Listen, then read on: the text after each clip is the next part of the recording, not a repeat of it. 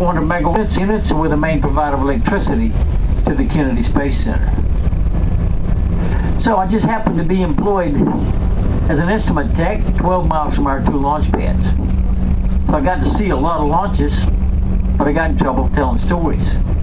Usually hunting and fishing stories, critter catching stories, drag racing stories, girl watching stories, but I got in trouble for telling stories. Retired after 30 years over there, came over here just to drive the tour bus for a couple of years because I had 30 years of space knowledge. My wife says, I thought you was retiring after 30 years in the power plant.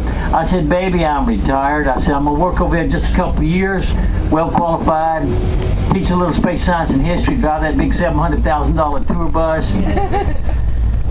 We'll build a dream home, live happily ever after.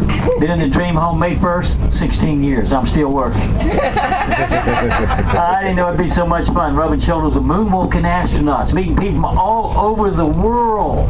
You name a place in this world, over the last 22 years, I've talked to somebody from there. Even Siberia. I didn't know people lived in Siberia. I thought you got exiled to Siberia, but people live in Siberia. This is where it started for America. It's a Mercury Redstone rocket. That little rocket is 83 feet tall, generated 78,000 pounds of thrust. The fuel was LOX, LOX, liquid oxygen minus 297, and alcohol. This is an IRBM, intermediate range ballistic missile.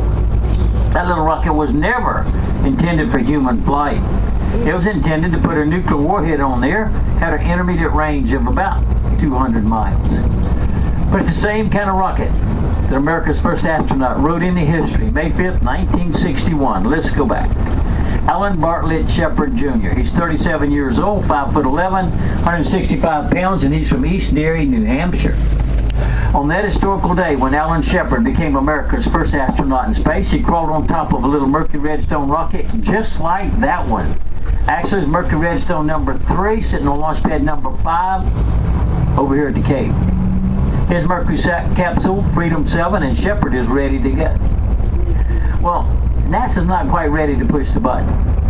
So for over 4 hours, Shepard sits in that little Mercury 7 capsule, Freedom 7 he called it, for over 4 hours. NASA keeps crossing the T's and dotting the I's and doing the math over and over and over again. Shepard gets frustrated. Who wouldn't? He grabs his radio and this is what he says. Y'all fix your little problem and light this candle. Thus came the name of the book by Neil Thompson. Read it twice. Good book. It's in my whole library full of space books. Yeah, I'm a space historian. That's what I am. Space junkie. Been part of my life since I was a young man. So being as Shepard said what he did, at 9:34 in the morning, May 5th, 1961, NASA finally pushed the button. Ignition liftoff. Alan Shepard lifted off from launch pad number 5. His little rocket climbed to an altitude of 116 miles, went downrange toward the Bahamas, 303 miles, and splashed into the ocean. Now the duration of that little suborbital flight was just 15 minutes, 28 seconds. But America had a spaceman, thanks to the courage of Alan Shepard. 10 years later, February the 5th, 1971, commander of Apollo 14, Alan Shepard became the 5th astronaut in recorded history to walk on the moon. He's the only one of the original Mercury 7 to make it to the moon, and remains the only person ever to hit a golf ball on the moon. Granted, just 12 had the opportunity. Shepard's the only one that did it. He used a 6-iron and he hit 2. First one he shanked it, didn't do too good. Second one went for about half a mile.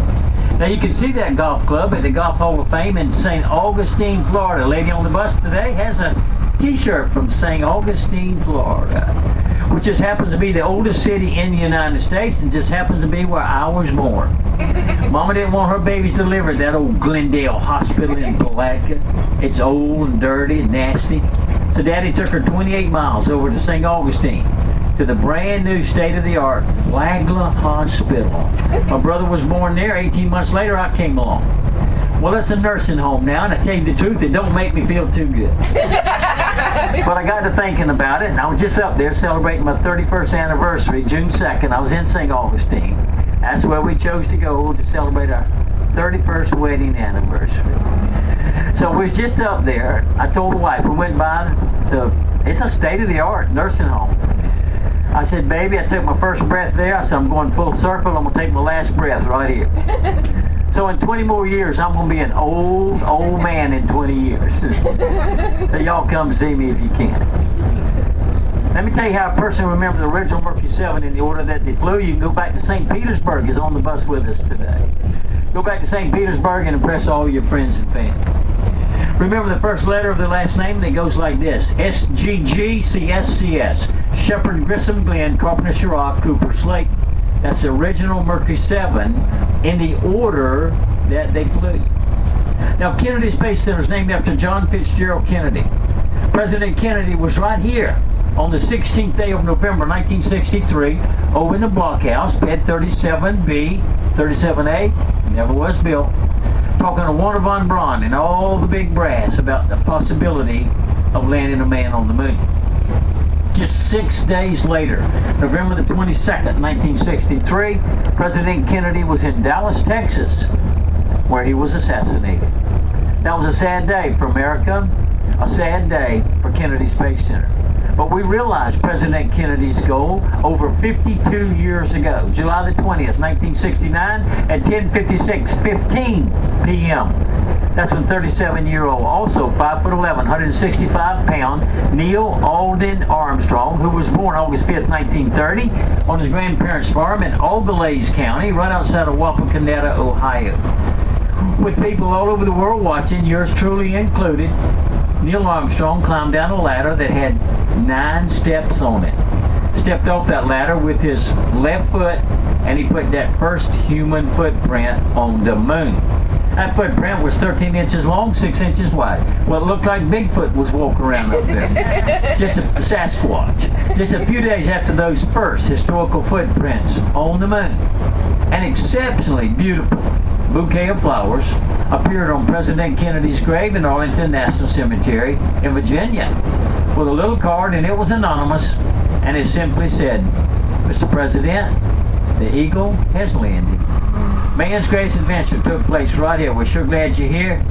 And see if I can't make you proud to get on Mr. Tom's bus number 7 today." Now, when I came out here 22 years ago, I was number 64 in seniority. I drove bus 43 when I got a seniority enough to pick my own bus. Richard Petty, 43. King of the Daytona 500, won it 7 different times. So I picked bus 43 because I wanted to be recognized as the king of the tour escorts. Well, they sold my beloved 43. So 4 and 3, 7. That's why we own 7 today. 7 was available. I was the third one to pick, so I picked number 7. This big building, when it was first completed in the mid-60s, it was referred to as a vertical assembly building because in this building we vertically assembled the mighty Saturn V moon rocket. That would be February the 3rd, 1965. We changed the name to Vehicle Assembly Building. It's always been referred to as the VAB. The building is 525 feet tall, 716 feet long, 518 feet wide, covers approximately 8 acres of ground. Well, there's 129,428,000 cubic foot of space inside this building. So big you can put the Pentagon in there, have room left over. Put the Empire State Building 3.5 times my volume. Put Yankee Stadium on top and have 1 acre left over for parking. Some people work out here 20, 30, 40 years, never get to the top of that building. It took me 20 years to get up there. But 2 years ago, I was on top of that building with an astronaut, what we call VVs. Very, very important person. Let me show you the tallest doors in the world. You do not have to go to New York City to see them. They're right here at the Kennedy Space Center. High bay doors 2 and 4 here on the west side. High bay 1 and 3 on the east. We'll see those as we circle that building. These high bay doors open up with 11 movable panels to a height of 456 feet. They're the tallest doors in the world. Just for comparison, Statue of Liberty from pedestal to torch is 305. Sleep at one of these doors, have 151 foot left over. Now in 1976, I watched them paint the big beautiful flag from right across the river where I was working as an instrument technician to celebrate America's bicentennial. Took 3 months to paint the flag, 600 gallons of paint. The flag is 110 feet wide, 209 feet long. 13 red and white stripes are 8.5 feet wide. 50 stars measure 6 feet from tip to tip, and the blue field behind those stars referred to as the canton.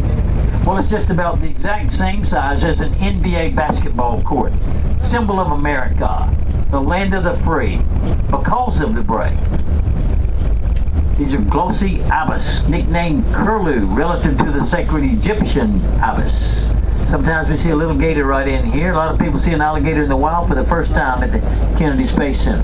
You won't see gators up in Minnesota, upstate New York, or Jersey, where my wife's from. She's a Jersey girl, the North and the South.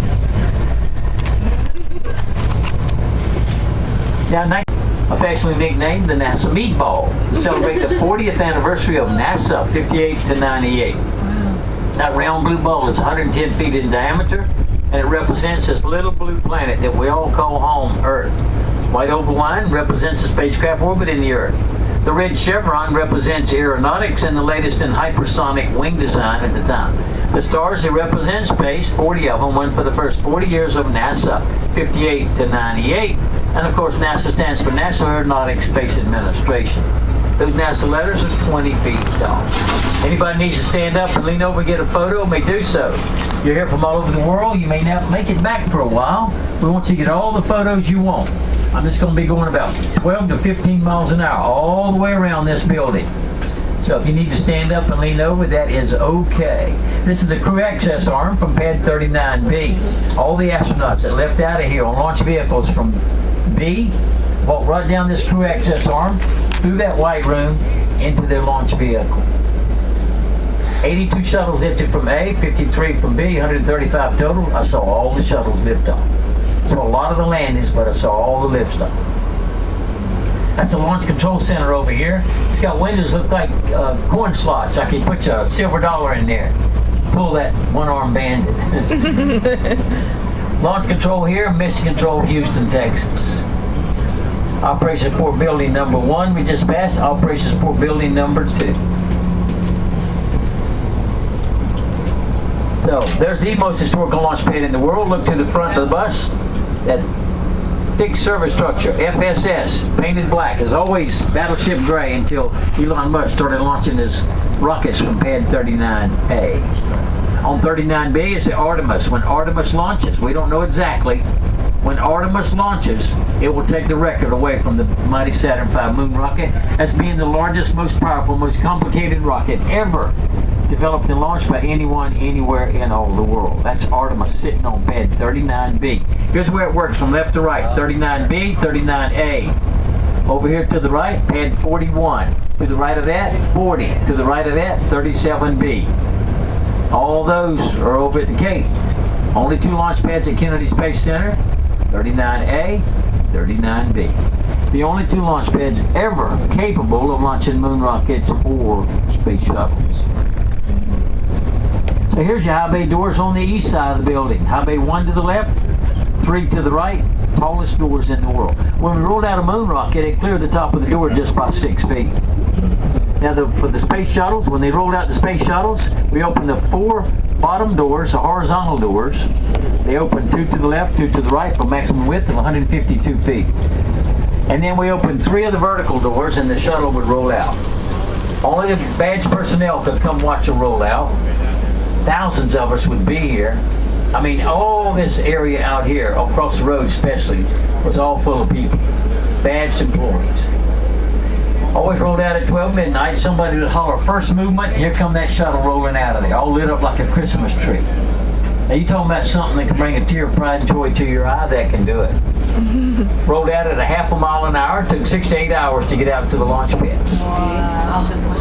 I'm going to show you the crawler transporters that rolled out all the vehicles from this big building. Only 2 in the world. Now one of them is here, straight to the front of the bus. We'll see it around there a little bit better. The other one usually is closer to the road, makes a lot better photo op. I'm not exactly sure where it's at right now. It might be out there close to the pad 39B, I'm not sure.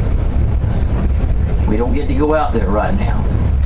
Since COVID, for 2 years, we just went straight to Saturn, straight back. Just a couple of weeks ago, they started letting us come around. This is Launcher Road, but we used to come around the other way, around this way, and go out to the launch pads, 39A and B. Go down the beach road. It was give me a lot more time to share some of my, what is now over 52 years of space knowledge. I met most of the moonwalkers and a lot of astronauts on a first name basis. Let me tell you something about an astronaut. Some of them are tall, like 6'5". Some of them are short, like 5'6". Some of them are introverted, some of them are extroverted, some of them are men, some of them are women. Some of them are thin. They look like Olympic long distance runners. Some of them, to tell you the truth, get a little chubby. But all the astronauts I've ever met over the last 50 plus years have at least one thing in common. They all have the right stuff.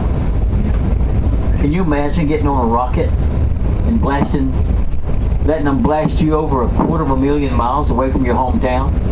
No matter where you're from, Australia, St. Petersburg, Iowa, Idaho, upstate New York, you can never get but 12,000 miles from your hometown. As the crow flies, you're never but 12,000 miles away from your hometown. But we send those astronauts almost 250,000 miles away from their hometown, up to the moon, where there's no air to breathe, no water to drink, no tree to hide behind. Where the temperature in the daytime is a sizzling hot 243 degrees Fahrenheit. Pretty hot. At night, it gets a little on the chilly side at minus 261 below zero. Pretty cold. Not only did we ask those astronauts to camp out in that environment, and that's what they were doing. They were camping out. They took all the life support with them. Food, water, air, shelter. We asked them to put on a spacesuit, go out in that hostile environment just to pick us up a box of rocks. Did we have rocks in our head? How many rocks you reckon we brought back? I get all kind of guesses. Well, let me tell you. I've seen it written, official NASA literature, 842 pounds of soil samples and moon rocks. Well, being an old instrument technician, I wanted to know if that was the exact figure, if that figure's been rounded off. It's been rounded off. The real figure is 841.6. The buildings over here to the left, 3 identical buildings with the bands around the tops, they call OPF, Orbiter Processing Facility Building. Now the orbiter is the part of the shuttle that looks like an airplane. You only correctly call it a shuttle when you add the orange tank and the 2 white solid rocket boosters. We launch a shuttle, we land an orbiter. 6 orbiters were built. The very first orbiter, NASA called that one the Constitution, just for a few weeks, until the Star Trek fans, they call themselves Trekkies. Over 100,000 of them wrote letters and made phone calls and insisted NASA change the name to Enterprise. So we did. We lost the Challenger, lost the Columbia, still have the Atlantis, Endeavour, and the Discovery, all in museums. Now all the launch vehicles that were assembled in this big building were rolled out to one of our 2 launch pads, 39A or 39B, was one of these 2 crawler transporters. I think about the best photo op will be on the other side of the tracks. I'm going to stop here for a minute or so. Anybody needs to stand up and get a photo of the crawler transporter over here to the left. The other one's usually right here close to the road, but I don't know where it's at right now. Here it is. That's about the best photo we're going to get, and I'm going to tell you all about it. These 2 crawler transporters weigh 6.6 million pounds apiece. They have 8 different tracks, 57 cleats of shoes per track. Each one of those rusty shoes is 7 foot long, and it weighs a ton. The platform above those tracks hydraulically lifts from 20 to 26 feet using 16 hydraulic pistons. 4 big hydraulic pistons on each corner of that platform. They're powered by 2 locomotive diesel engines that are 2,750 horsepower apiece. That provides the power for 4 generators that generate 1,000 kilowatts each of direct current, DC current, for 16 electric traction motors that move that crawler transport. Now they have 2 2,500-gallon tanks of diesel on board. They need 5,000 gallons of diesel because they get between 32 and 42 to the gallon. Now that's not miles. That's feet. Go and give your SUV or your motor coach a big old hug. Crawler transporters. Here's the operator's cab on the back right-hand corner and the front right-hand corner. When we go into the launch pads, he's in the other cab. When we're coming back to the VAB, he's in this cab right here. I've been in there on many VIP tours. I didn't give the tour in there. I was part of the tour. But me and 11 college students were in this cab here at one time. So it's bigger than it looks. Now the operator will stand, there's a little 8-inch steering wheel. He'll stand in that and drive that thing. His relief sits in a chair behind him, but every hour or 2 or 3, whenever they need a relief, they'll change positions. It's a very slow, tedious job taking a rocket out to our launch pad. And you wouldn't want to tilt that thing over and drop that big Saturn V moon rocket. Your boss man would not, or boss lady would not appreciate it. There's a gator to the left. There he is right here on the grass. See him right here? Facing the bus. Little gator right there. There he is. Alligator. Got a big smile on his face. Yeah. Always having a real good time here at the Kennedy Space Center today. And we hope y'all are doing the same. Like Vulture on the pole. If he has a red head, he's called a turkey vulture. It's a little snowy egret down here in the canal. The big white bird, great American egret. Being a native Floridian, most of my childhood pets were wild animals. Most of these critters, I've had them in the palm of my hand at one time or the other. The snowy egret up here. Gator over there. Nice big gator right over there. Over there. Nice one. Nice one. He's definitely hungry. I've seen as many as 9 big alligators in this, what we call the gator hole. Wow. Down the road to the left over the trees is our SLF, Shuttle Landing Facility. It's the longest and widest concrete landing strip in all the world. 15,000 foot long of concrete, 1,000 foot of blacktop overrun on each end, 300 feet wide, 16 inches thick, with a 24-inch crown on that landing strip, so no water lays there when we have the rain showers here in the Sunshine State. This landing strip actually runs southeast, northwest, southeast, northwest. Approach this landing strip from the south. It's referred to as Shuttle Landing Facility 33. 330 degrees, 42 shuttles approach from the south. approach the same landing strip from the north. It's referred to as Shuttle Landing Facility 15. 150 degrees, 36 shuttles approach from the north. Do the math. 36, 42, 78 space shuttles landed right here. 54 space shuttles landed at Edwards Air Force Base in California. One space shuttle landed at White Sands, New Mexico. Now the first 5 shuttles to leave out of here were all Columbia. That'd be the third launch of the Columbia, STS number 3, Space Transportation System number 3. That would be April the 30th, 1982. Jack Lousma was the commander, met Jack on many occasions over the years. We're approaching the Apollo Saturn V centers. The $37 million facility was completed in December 1996. Saturn V moon rockets left in the world. One in Houston, Texas, one in Huntsville, Alabama. This is the same kind of rocket that took man to the moon. Real lunar module in here, lunar module number 9, would have been used on Apollo 15. The reason we did not use lunar module number 9 on Apollo 15, if you remember, Apollo 15, Apollo 16, and Apollo 17, we took moon buggies to the moon, lunar rovers. Right. So we made different lunar landers so we could take the lunar rovers down to the moon surface.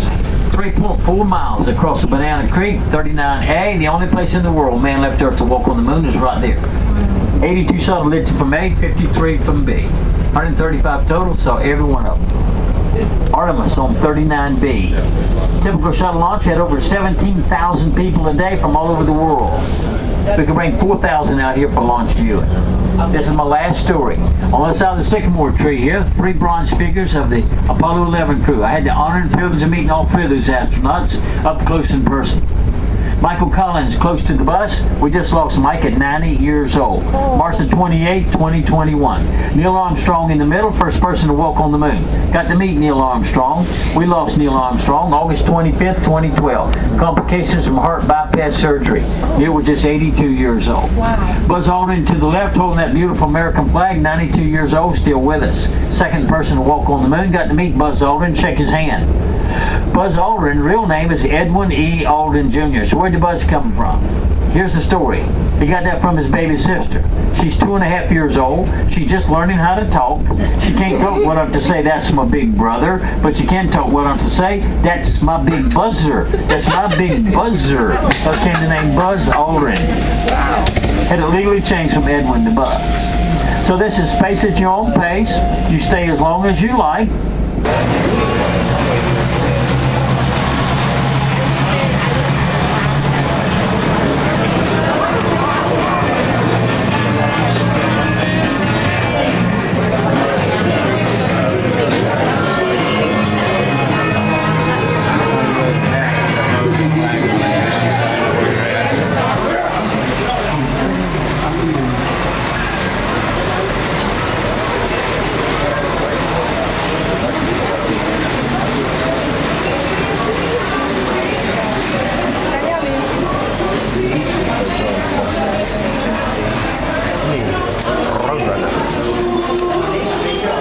As you enter, please move all the way to the front of the theater to make room for the guests behind you. Our presentation will begin shortly.